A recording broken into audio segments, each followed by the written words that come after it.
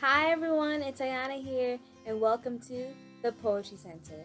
Thank you so much for joining me today. I'm so happy to be here with you guys. Today we have a wonderful Q&A video. You guys have sent me in questions, and I'm going to be answering them in this video today. So without further ado, let's get started. Question number 1. How did you deal with mental illness throughout high school? Well, just a little history. I developed my mental illness throughout my sophomore year of high school, and then it continued on for about another 3, 4 years. And it was it was a difficult time. I didn't deal with it well in the beginning. I was starving myself in the beginning. Um, I had suicidal ideation, where I was just thinking about not being here anymore. So it was a really hard time, and instead of keeping my friends and family closer, I started pushing them away and isolating myself. So what I did my senior year, once I realized that I didn't want to live like this anymore and that I wanted to get better, was that I started bringing my family and friends closer.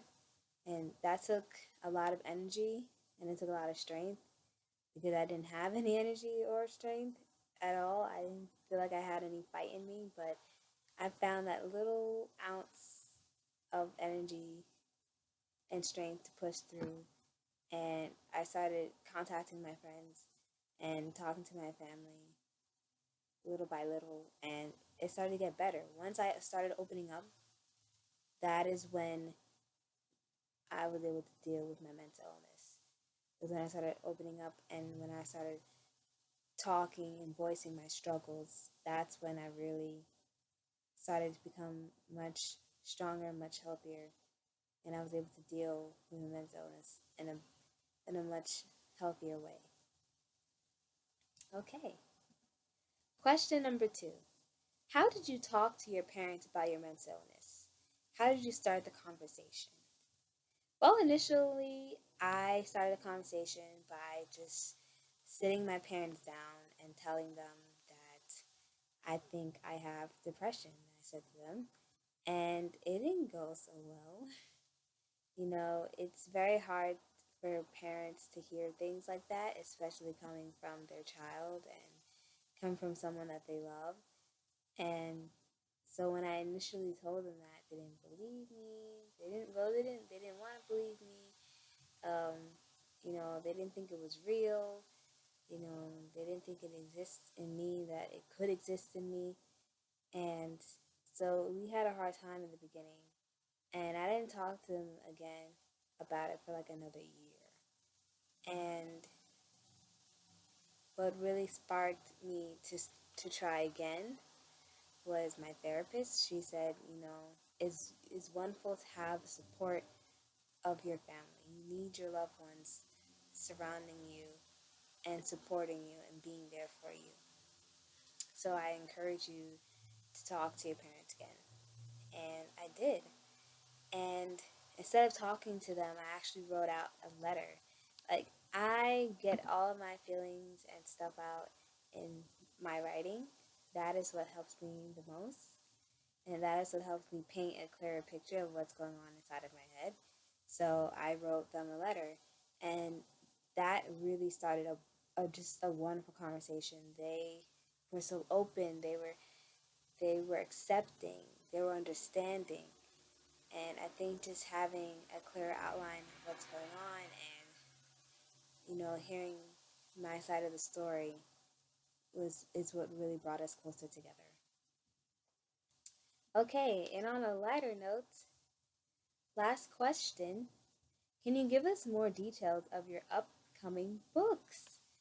Well, I have 2 books that I'm working on.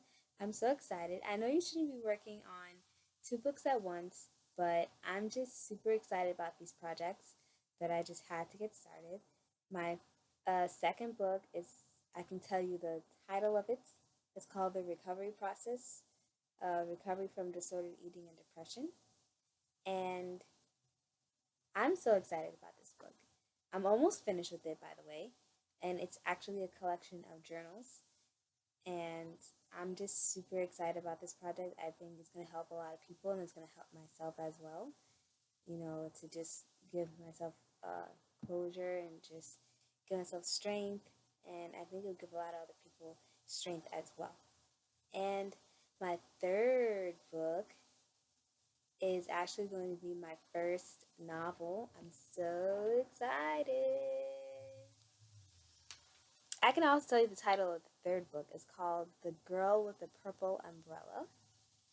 Okay, so I haven't told anyone the title of the third book, so that's a little detail that for you guys. So be happy with that. I can give you a character's name. I don't know if I'm going to change the character's name over time if I feel like, this name better suits the story. But for right now, the character's name is Jasmine. So it's a girl. Um, so it's a female character, a female main character. So yeah. So you have the title, which is The Girl with the Purple Umbrella, and a character. Her name is Jasmine. She's gonna be the main character of the book. So yeah, hopefully that doesn't change. The title is definitely not changing. That is my baby. The title is. I actually thought of the title first before I thought of the book plot and everything. So that's different for me. Normally I think of the book first and then I think of the title.